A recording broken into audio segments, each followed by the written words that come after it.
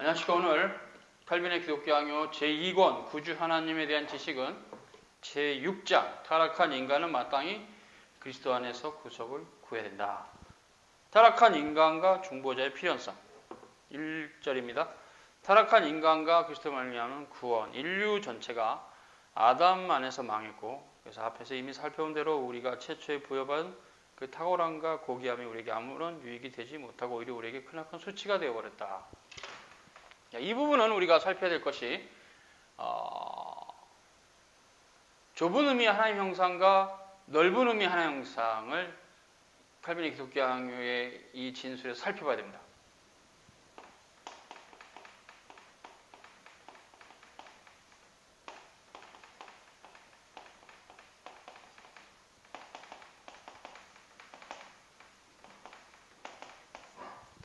좁은 의미의 하나님 형상은 원의,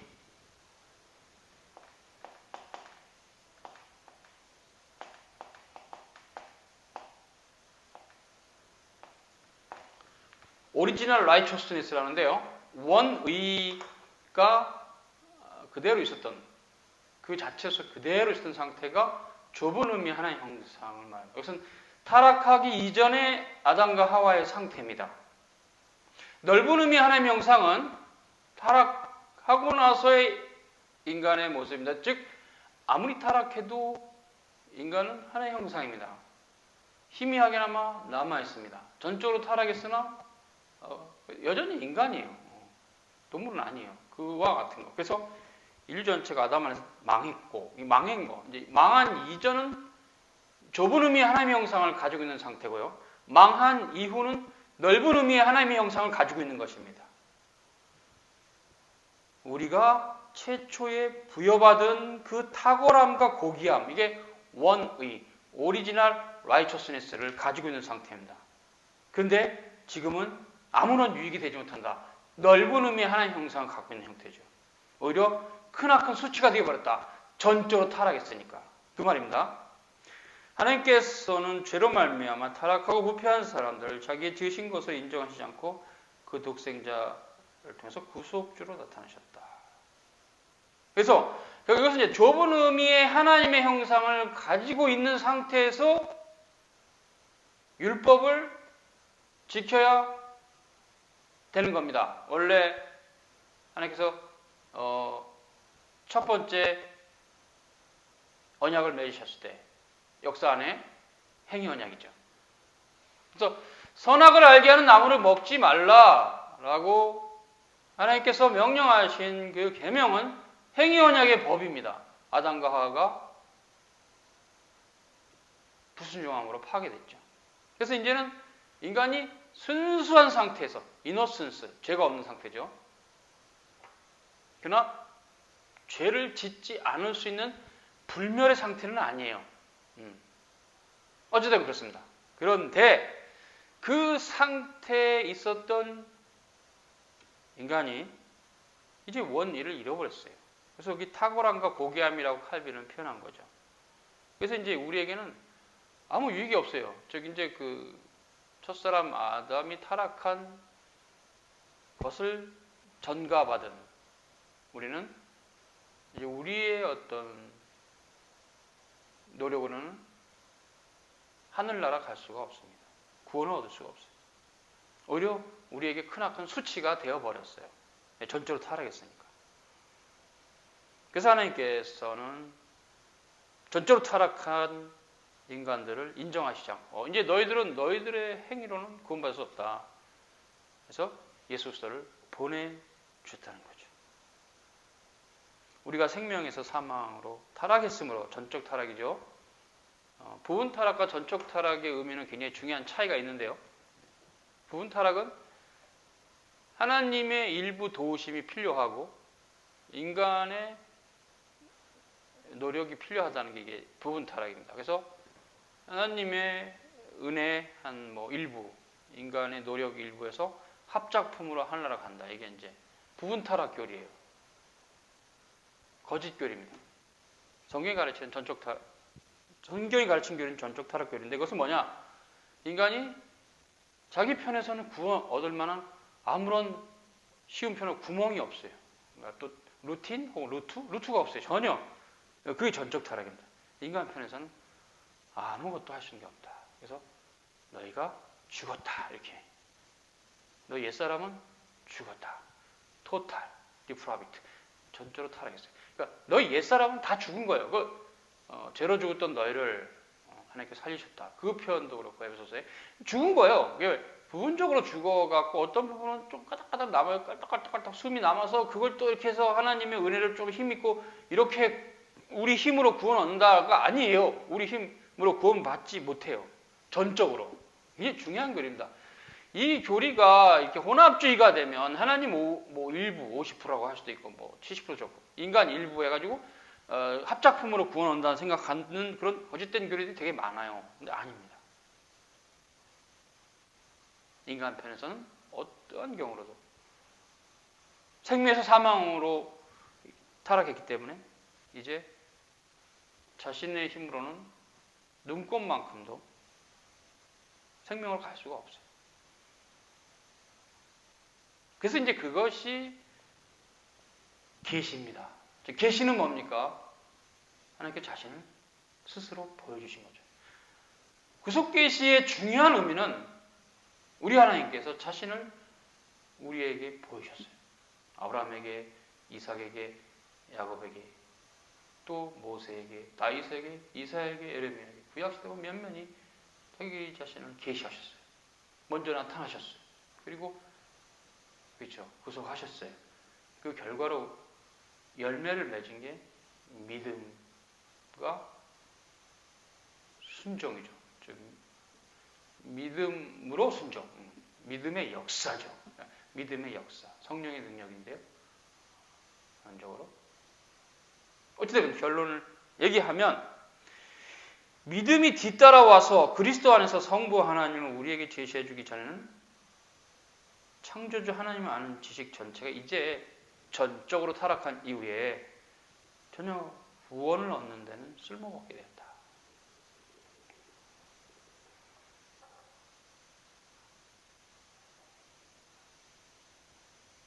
그러니까 하나님 영원한 작정 가운데는 타락이 작정되었죠. 그걸 하나님 모르신 건 아니에요. 작정하셨어요. 그러나 이제 일반적으로 첫 창조가 우리에게 비추어주는 기본 선은 하나님 말씀을 경건하게 배우고 거기로부터 이렇게 영생과 완전한 복락으로 옮겨가는 것이었는데 그게 이제 첫 창조된 인간이 그 길로 갈 수 있는 형태가 있었던 거예요. 물론 하나님 작정 가운데 타락이 작정됐기 때문에 벌써 얼마 있어서 타락하죠. 그러나 어쨌든 그런 형태인데 그래서 이노센스 그 상태죠. 그런데 타락했다는 거죠. 그래서 사람이 반역을 했고 이제 우리 눈이 어디를 보아도 하나님의 저주만을 접하게 되었다.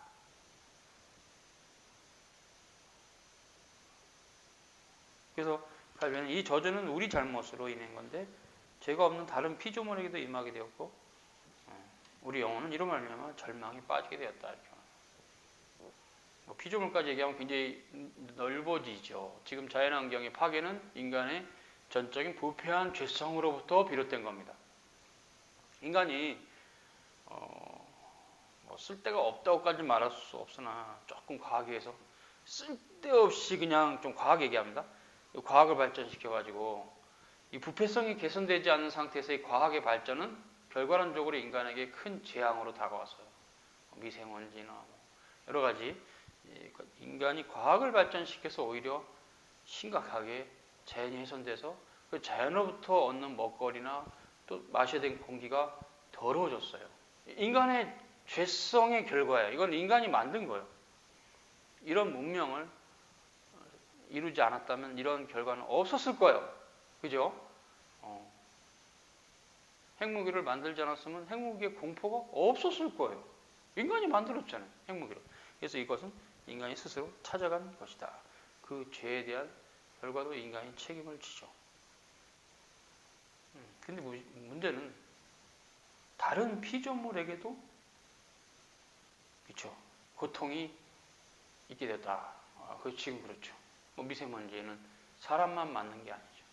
다른 피조물도 식물이건 동물도 마셔야 됩니다. 왜? 실수는 인간이 하고 고통은 모든 피조물에게 다 드리워지는 이것은 결국 죄 책임이 인간에게 크게 있다는 거죠.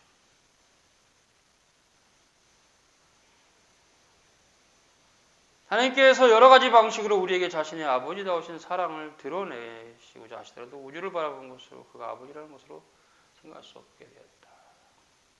양심이 속에서 우리를 아파하고 하나님께서 우리를 버리시고 그 자녀를 인정하지 않으시는데 정당한 원인을 우리 죄에서 보게 한다. 우리의 지성이 눈이 멀어서 무엇이 참인지 지각하지 못한다. 그래서 은혜를 모르고 그래서 감사도 모르고 오히려 감각은 악해져서 좀 더 악해지면 사악해지고 교활해지고 하나님의 영광을 가로채기가 쉬운 상태가 됐다. 하나님의 영광을 가로채기가 아주 쉬워버린, 아주 손쉽게 하나님의 영광을 가로치는 자들이 됐다는 거죠. 그래서 이제 여기서 우리가 이제 알게 되는 놀라운 교리는 믿음입니다. 헬라어로 피스티스, 라틴어 피데, 영어로 페이트죠. 뭐 그렇다는 건데 그게 중요하죠. 이 믿음이 없이는 하나님을 기쁘시게 할 수 없고 믿음으로만 구원을 받습니다. 하나님의 지혜에 있어서 이 세상이 자기 지혜로 하나님을 알지 못하기 때문에 하나님께서 전도에 미련한 것으로 믿는 자들을 구원하시기로 기뻐하셨다. 굉장히 중요한 관점입니다. 지금 뭐냐? 고린도전서 1장 21절인데요. 이제 인간의 지혜로는 하나님을 알 수가 없어요. 하나님께서 단순해 보이는 이 전도의 방식으로 믿는 자들을 구원하시길 기뻐하셨다. 그러니까 전도의 방식은 믿는 자들을 구원하는 거예요. 즉, 세상의 어떤 그 좋은 문화적 가치를 이루기 위해서 음악을 하는 사람은 음악을 엄청 공부하고 또 뭐 좋은 음식 만드는 사람은 셰프가 되고 좋은 음식 만드는데 자기 온 생을 다 투자하고 또 학문하는 사람 학문하는 그쪽으로 자기 어떤 재능을 다 쏟아붓고 기술도 마찬가지 좋은 기술. 그러나 그걸로 구원받지 못하죠. 그런 인간의 노력으로 구원받지 못해. 어떤 걸로? 그래서 믿음으로 구원받는. 그 믿음은 어떤 분야의 최고라 해서 자연스럽게 너는 이 분야의 최고니까 믿음이 자동적으로 가는 거야. 그런 건 없어요. 어떤 분야의 최고의 어떤 인물이라 해도 믿음이 없을 수 있고 있을 수도 있고 또 그 분야에 대해서 별로 그렇게 최고는 아니고 그냥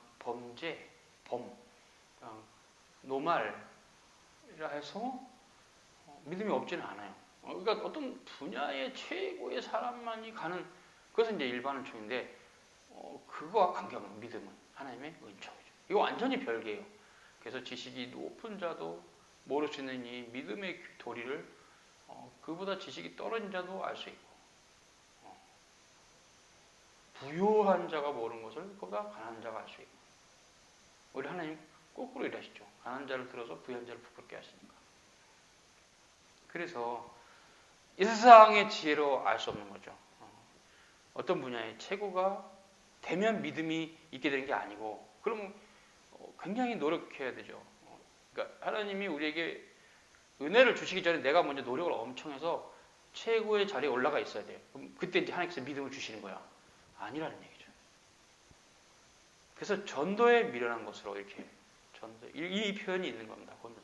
전도에 미련한 것으로. 단순한 거예요. 예수 믿으세요. 뭐 그게 어려워요. 믿으면 되지. 그게 믿으면 되는 게 아니고 하나님 믿게 해주셔야 믿어지기 때문에 그것도 아니에요. 그러니까 그래서 은혜인 거예요. 전적으로 주님의 주권적 은혜인 거예요. 단순해요. 전도는 예수 믿으세요. 갑자기 이제 믿어지는 거예요. 그 사람은. 또 다른 부류의 사람들은 안 믿어지는 거예요.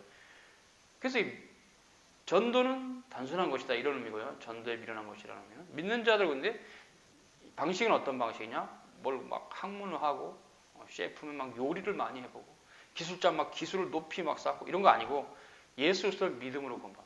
간단합니다. 뭐 간단하다고 해서 인간이 뭐 아무나 그냥 자기 노력으로 어떤 형태건 믿어지는 건 아니고 하나님의 은혜인데, 즉 인간 편에서의 메리트가 없다, 이게 중요한 겁니다. 믿음은 피스티스, 인간 편에서의 메리트가 없어요. 그래서 오해하는 사람은 내가 믿었다라는 것에 강조점을 두는데 그건 잘못된 신앙입니다. 내가 믿었다, 내가 믿었다고, 내 믿음이 좋다고, 나 믿음 좋은 사람이야. No, no, 아니죠.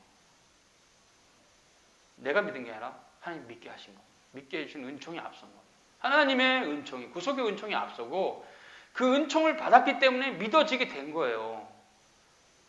칭의가 됐기 때문에 성화가 되는 거예요. 칭의가 안 된 사람은 성화가 안 돼요. 중생의 은총이 없으면 성화 안 돼요. 겉은 막 처발라갖고, 그렇죠. 세련된 매너를 가지고 다른 사람을 사로잡을 수 있죠. 공부도 많이 하면 또 하여튼 어떤 예술이 있어서 참 멋진 노래를 부르면 찬송가도 잘 부를 수 있죠. 그건 믿음과 다른 겁니다. 그래서 이것은 인간 편에서의 노력으로 얻는 게 아니라 하나님의 전적인 선물입니다. 그래서 전도라는 단순한 방식으로 믿는 자들을 구원하기로 기뻐하셨다. 즉 믿는 자들, 즉 그 말은 세상적인 관점에서 뭘 이렇게 내 스스로 뭔가 하나님 없이 하나님을 제끼고 내 스스로 뭔가를 이렇게 굉장히 고생을 해갖고 내 스스로 얻은 형태로 구원을 내가 받는 게 아니에요. 그냥 예수 그리스도를 믿음으로. 그래서 자랑할 것이 없다라는 말이 성경 다른 본문에 있는 거죠. 너희가 그 은혜를 인하여 믿음으로 구원 얻었나니 이것이 너희에게서 난 것이 하나님의 선물이라. 이는 아무도 자랑하지 못하게 하려 함이라. 에베소 2장 8절과 9절이죠. 중요한 본문이죠. 하나님의 도론, 헬라어 선물이에요. 주님의 은혜죠. 그게 지금 구속의 은총을 깨닫는데 중요한 자리입니다. 거기 잉크빵을 한 방울이라도 나에게 선함이 있어라고 찍 떨어뜨리는 순간 그 음식은 못 먹어요. 맛있는 썰렁탕에 잉크빵을 하나 딱 떨어뜨리면 그 썰렁탕 못 먹어요. 더러워서. 인간에겐 전적인 타락과 의가 없기 때문에 거기 지금 내가 잉크빵을 한 방울에 의가 있다라고 말하는 순간에 그 물은 다 더러진 물이에요. 못 먹어요. 전적인 타락을 해서 믿어야 됩니다. 부분 타락을 믿으면 잉크빵을 한 방울은 내 거야. 나의 선함이 보태지 않고 구원받는 거야. 그거예요. 그 더러운 물이에요. 그 마음 자체가 더러운 물에서 구원받지 못해요. 오직 예수 그리스도를 믿음으로만 구원을 받습니다. 그래서 믿는 자들을 구원한다. 이 개념 되게 중요하죠. 믿는 자들을 구원하기로 기뻐하셨다, 하나님께서. 그래서 전도가 미련하다라고 하는 거예요. 뭐 세상에 학문하거나 요리를 하거나 어떤 기술을 막 익히거나 이런 것처럼 그 복잡하지 않다는 얘기죠. 그렇죠? 특히 이제 인간 세계에서는 학문이 가장 어려우니까 학문이. 그래서 머리 좋은 사람이 학문하잖아요. 철학자들 되게 지혜롭잖아요. 그러면 그렇게 하늘나라 간다면 철학자들만 하늘나라 가야 돼요. 아니요.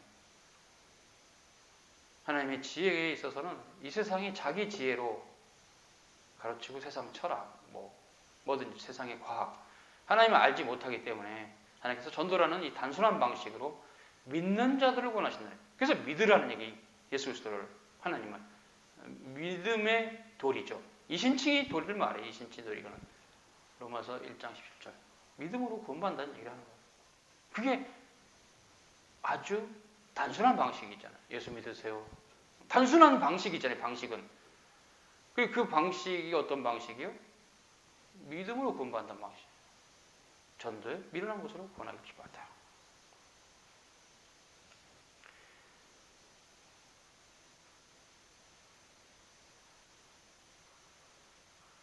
지금 바울은 칼빈이 이렇게 얘기하죠. 하나님의 지혜는 뭐냐? 그것은 인간이 알지 못하는 것, 인간이 알지 못하는 것, 아는 것, 인간이 아는 것 중에서 있을 수 있는데요. 일반 은총 가운데. 지금 일반 은총이 자연과학은 굉장히 발달해서 웬만큼 알죠. 왜 비가 오는지, 왜 바람이 부는지 알아요. 그 하나님 지혜입니다. 근데 인간이 알지 못하는 게 있어요. 우주의 끝은 어딘지, 우주가 어떻게 시작됐는지 알지 못해요.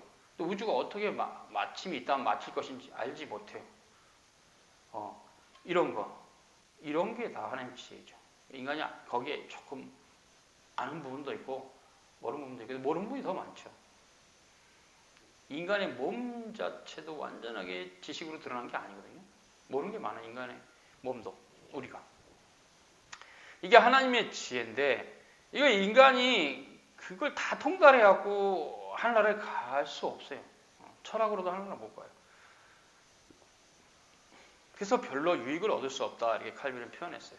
그래서 하나님께서 그리스도를 믿는 믿음으로 우리를 부르시는데 그것이 단순해 보이니까 지혜가 있는 불신자들이 이를 멸시한다고. 특히 이제 그 당시 헬라인들 지혜를 추구하는 뭐야 예수 믿으면 구원받아? 인생의 궁극적인 문제가 예수 믿는다고 해결된다고?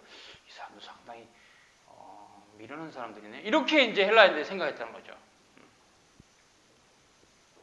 그래서 유대인은 표적을 구했고 헬라인은 지혜를 구했으나 우리는 십자가에 주신 예수 그리스도만을 전한다. 이야, 사도 바울의 그 말은 굉장히 단도직입적이고 공격적이면서 핵심을 찌르는 거예요. 예수 그리스도의 십자가에 도리밖에 없다. 그렇죠. 아멘이죠. 그래서 그리스도를 믿는 믿음으로 우리를 부르신다. 이거 교리입니다. 그리스도를 믿는 믿음으로 우리를 부르신다. 이 교리예요. 이거 가로치면 이 교리. 되게 중요한 교리입니다. 하나님께서는 그리스도를 믿는 믿음으로 우리를 부르셨다. 그런데 세상 사람들은 불신자들은 어리석어 보이기 때문에 멸시한다. 그렇죠.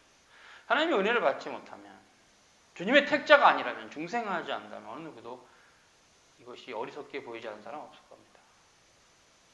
하나님의 은혜로만 이 십자가의 도가 보입니다. 믿음으로만 보입니다. 그래서 십자가의 도는 인간의 부패한 성향과 맞지 않지만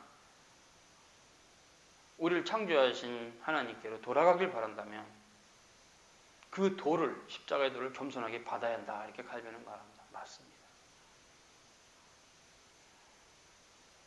첫사람 아담의 타락 이후로는 중보자를 떠나서는 하나님에 대한 어떠한 지식도 구원에 이른 능력이 되지 못한다. 맞습니다. 관련 구절 로마서 1장 16절, 고린도서 1장 24절. 그러니까 결국 아담은 오실자의 표상이죠. 아담은 오실자의 표상이에요. 즉 그 말은 하나님의 영원한 작정 가운데는 타락도 작정됐고 그리스도가 오시는 거 작정됐다는 거죠. 그리스도를 통해서만 구원을 받죠. 성삼일체 하나님의 신적 작정입니다. 그래서 에베소 1장 11절에 그의 뜻에 의논을 따라 만물의 역사하신 자의 작정을 따라 우리가 예정을 입어 그리스도 안에서 그의 기업이 되었다. 이렇게 말하고 있어요.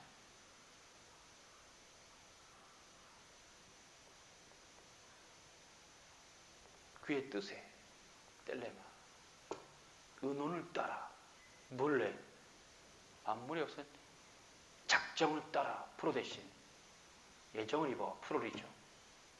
클레로 기업이 됐다. 엔 크리스토 그리스도 안에서. 이야, 놀라운 교리입니다. 중보자를 떠나서는 하나님에 대한 어떠한 지식도 얻을 수 없어요. 물론 희미하게 창조주를 이렇게 하나님이 힘이 있겠다 자연을 연구해 보니까라고 하지만 그 구원이 이런 데는 불충분하죠. 그래서 그것을 일반 은총에 불충분성이라죠. 그리스도께서는 그의 시대뿐 아니라 모든 시대 사람들에 대해서 이렇게 말씀하시는 것이다. 영생고 유일하신 참 하나님과 그 어머니신 예수 그리스도를 아는 것이다.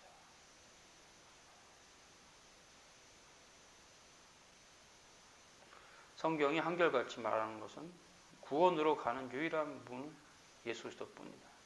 그분의 은혜 없이, 그분의 공로 없이 절대 하늘나라 갈 수 없다.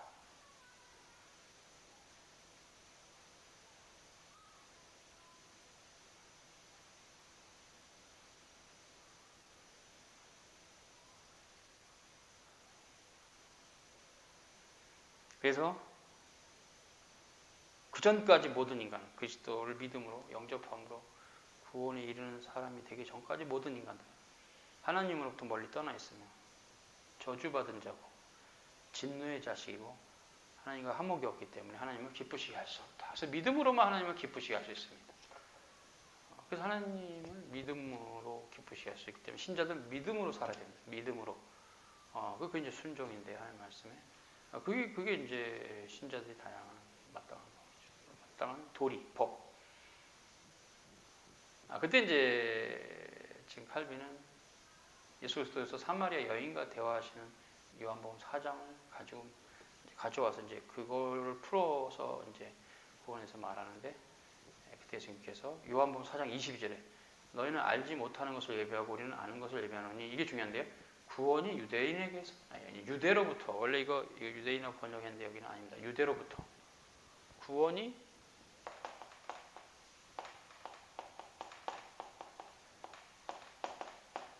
유대로부터 난다. 이게 굉장히 중요한 개념이죠. 예수님 단지 유대인이셨기 때문에 이 말을 하셨을까요? 아닙니다. 누구보다 공정하신 예수님께서 그렇게 내가 여기 출신이니까 이 말을 하셨을까요? 아닙니다. 유대인들한테 얼마나 배척을 받으셨는데 이 말을 했을까요? 그래서 아니라는 얘기예요. 예수님은 유대인한테 얼마나 대접받았다고. 이것은 구원이 유대로부터 난다는 것은 그 앞에 부분이 답이에요. 너희는 알지 못하는 것을 예배하고 우리는 아는 것을 예배하노니 이는 구원이 유대로부터 난다. 즉 알지 못하는 것을 예배하는 것이 알지 못하는 신에게 예배하는 겁니다. 바울이 한 얘기죠.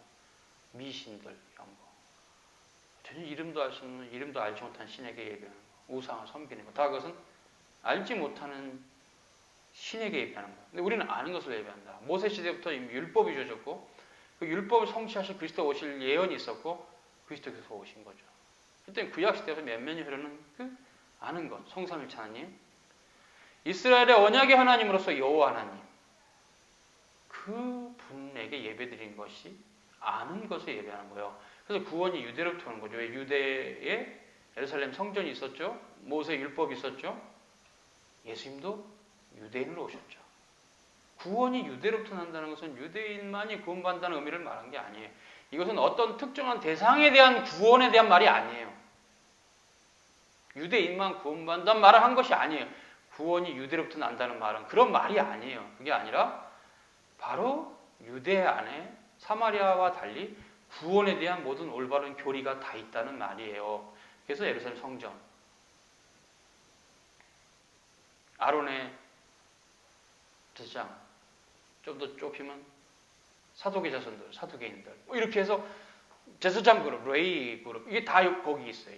유대에 예루살렘이 있고 예루살렘 성전이 있기 때문에 원래 구약시대는 성전 중심으로 예배를 드려야 되기 때문에 사마리아인들이 그림신산에서 예배드리는 이런 형태는 정말 알지 못하는 것을 예배하는 무식한 짓이죠. 예, 구약의 모세법대로 예배를 드리는 것이 아는 것을 예배하는 건데 그래서 예수님께서는 구원이 유대로부터 난다고 한 겁니다. 유대인이 아니고 유대로부터. 즉 그것은 아까 다시 얘기했지만 유대인만 구원받는다. 유대인이 더 많이 구원받는다. 몰라요. 그걸 말할 수 없어요. 다만 올바른 도리와 교리와 법과 규례가 유대로부터 나온다. 또 그렇뿐만 아니라 그런 모든 율법을 완성하신 메시아도 유대로부터 나온다. 그런 의미예요. 그러니까 특정한 사람에 대한 구원을 말한 게 아니 이 본문은 구원에 대한 올바른 교리가 유대 나라에 있다. 남한국 유대에 있었다. 북한국 이스라엘은 이미 떨어나간 젖가지가 됐어요. 그 말 한 겁니다. 그러니까 이 말씀을 통해서 그리스도는 모든 이방 종교들을 거짓된 종교로 정죄하는 동시에 율법 아래서 구속주께서 그 택하신 백성들에게만 약속되셨다는 것을 제기하신 거예요. 그래서 유대로부터 구원이 난다는 말은 예수 그리스도가 유대인으로서 오신다는 말과 같은 얘기예요. 그거 잘못된 말은 아니에요. 그 말도. 그리고 알지 못하는 것을 예배하는 것 아까 얘기했는데 알지 못하는 신에게 예배드리는 것 같은데 이방의 종교들을 정죄하는 게 맞죠. 그리스도를 바라보는 것을 제외하고 어떠한 예배도 하나님은 기뻐하시지 않는다. 칼빈이 이렇게 말하고 있어요. 그래서 이방인들은 소망이 없고 하나님도 없는 자라고 에베소 2장 12절에 선언했어요. 요한이 생명이 태초부터 그리스도 안에 있었고 온 세상이 그 생명으로부터 벗어나서 생명을 그냥 거부했어요. 그래서 다시 돌아가는 길은 예수 그리스도를 믿는 방법밖에 없다. 근데 그 전에 그리스도께서 하신 것이 자신을 화목제물로 하나님께 드신 거죠. 그리스도의 공로, 예수 그리스도를 믿는 믿음으로 그래서 구원받는 거예요. 그러니까 그리스도의 공로로, 그리스도의 보혈의 공로로 구원받는다는 얘기죠. 단언하건대 하늘의 유업은 오직 하나님의 자녀들에게만 주어지는 것이다. 그렇죠. 그래서 영접하는 자고 그 이름을 믿는 자들에게는 하나님의 자녀가 되는 권세를 주셨으니 이는 혈통으로나 육종으로나 사람의 뜻으로 나지 아니하고 오직 하나님께로부터 난 에크데오, 하나님께로부터 난 자다. 사도 요한이 증거했죠. 요한복음에서. 그래서 그 이름을 믿는 자에게는 하나님의 자녀가 되는 권세, 엑소시아를 주셨다. 두 번째입니다. 구약시대에도 중보자께서 계시다. 이거 되게 중요한 신구약 실체의 통일성의 교리인데요. 구약에서는 그리스도가 활동한 적이 없다. 아닙니다. 에덴 동산에 거니시는 여호와도 그리스도요.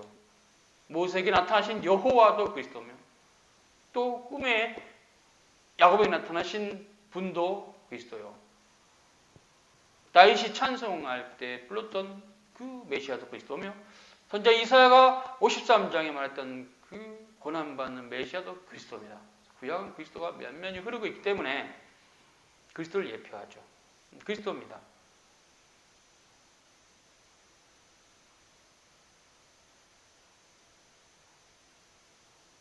그래서 구속 계시의 중보자가 되세요. 또 계시의 절정이기도 하고.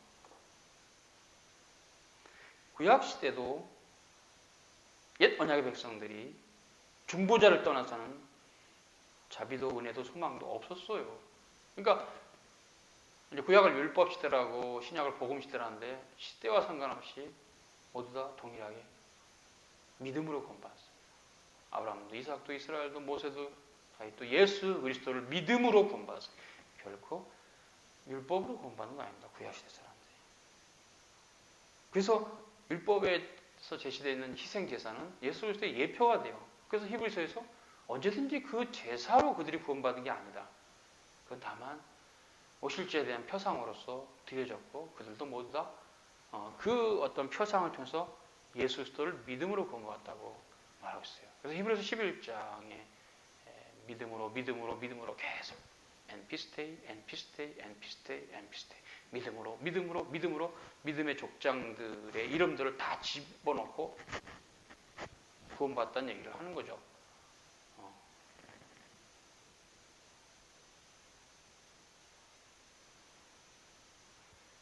오직 예수 그리스도께서 시행하시는 속죄 외에 다른 어떤 방식으로 구원을 받을 수 없다. 칼빈은 말하고 있습니다. 그래서 옛 언약이나 새 언약 가운데도 언제나 예수 그리스도를 기반으로 그 언약이 성취되는 것이다. 이렇게 말하고 있어요. 그래서 이제 그 아브라함의 육체적인 후손들이 다 구원받은 게 아니라 약속의 자녀만 구원을 받았다. 이스마엘이 있고 이삭이 있죠. 야곱이 있고 에서가 있죠. 에서는 하나님 나라를 거부했죠. 그럼 그냥 믿음으로 아브라함과 이삭과 이스라엘이 계대라죠. 계대. 게네시스 족보라고 하는 이건 믿음으로. 그래서 아브라함의 씨란 머리신 그리스도 안에서 인정되는 것이며 구약은 그리스도를 예표한다. 그래서 우리가 마태복음 1장에 나오는 그 아브라함과 다윗의 자손 예수 그리스도의 세계라 근데 이건 또 계보라 하는 게 맞죠. 근데 그것도 당연히 그 의미가 그리스도까지 연결되는 특히 이제 왕으로서 예수 그리스도를 부각하는 형태니까 아브라함서부터 이제 그리스도까지 연결시키는 형태의 계보인데요. 그거 이제 누가복음하고 확실히 차이가 있죠. 누가복음은 아담서부터 그리스도 아니 오히려 그리스도부터 아담에게 올라가는 형태인데 어쨌든 그것은 인자이신 예수 그리스도를 부각하기 위해서 아담까지 연결시켰다면 여기는 왕이신 그리스도 아브라함, 이삭, 야곱 이후에 이제 다윗을 지나서 여기 왕족의 역사를 계보를 그린 것은 이것이 이제 그 특징이 있기 때문에 근데 이 계보가 말하는 게 그렇다는 거죠. 그 모든 구약의 예언들은 예수 그리스도를 예표한다. 그래서 그것이 단지 아브라함의 혈통은 아니고 아브라함이 째라, 스페르마 헬라어 이 의미는 한 분 예수 그리스도 안에서만 의미가 있어요. 그래서 이것은 믿음의 씨다. 약속이 그 전통이다. 결코 혈통이 아니다. 그렇죠? 혈통으로 치면 아브라함의 혈통이 이삭 외에도 있잖아요. 이스마엘도 있고 나중에 또 아이들도 있고 뭐 이삭의 혈통도 야곱과 했었잖아요. 그럼 귀찮다. 믿음으로만 된 거죠. 그래서 아브라함과 이삭과 이스라엘.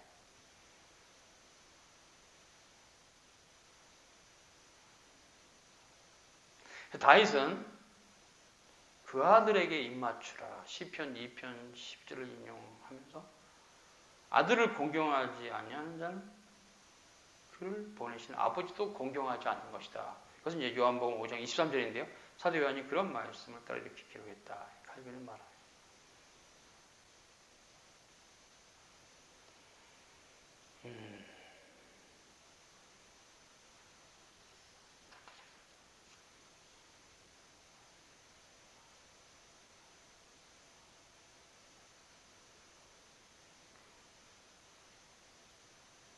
칼빈은 온 교회가 하나님의 긍휼을 구하는 또 다른 간구에서도 동일한 사상이 나타나는데 시편 기자는 온 백성이 흩어진 것을 슬퍼하면서도 그 머리 안에 그들의 회복되기를 간구했다. 그러나 그 백성이 포로로 끌려가는 땅이 황폐해지고 모든 것이 파괴된 것처럼 보일 때 에레미야는 교회에게 임한 재난에 대해서 슬퍼했다. 그리고 특별한 그날의 패망 때문에 신자들의 소망이 끊어질 것에 대해서 슬퍼했다.